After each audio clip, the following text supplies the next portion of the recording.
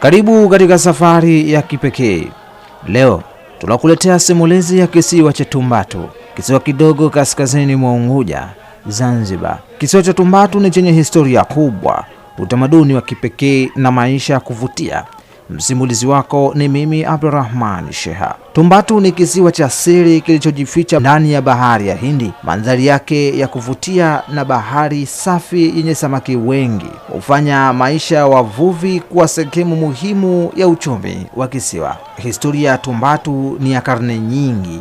Mabaki ya misikiti ya kale na majengo ya mawe ya korali yanashuhudia ustaarabu wa Waswahili na uhusiano wao wa kibiashara na Waarabu na Waajemi tangu karne ya 8. Utamaduni wa Kiislamu ni nguzo ya jamii ya Tumbatu.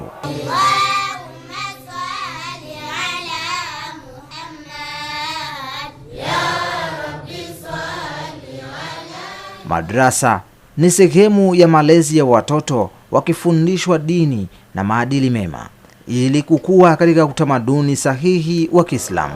Maisha ya kila siku ya kisiwani hapa yanajengwa na mshikamano wa jamii.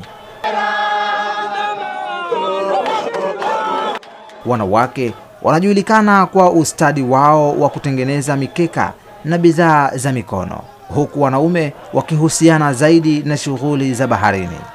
Wapo wanaosema kisiwa hiki kina siri za kale za uchawi na nguvu za kiroho, jambo linaloongeza mvuto wake wa kipekee. Kisiwa cha Tumbatu ni zaidi ya kipande cha ardhi ndani ya bahari ya Hindi. Ni makumbusho hai ya kihistoria ya Waswahili, ngome ya utamaduni wa Kiislamu na nyumba ya watu wenye maisha ya utulivu na mshikamano.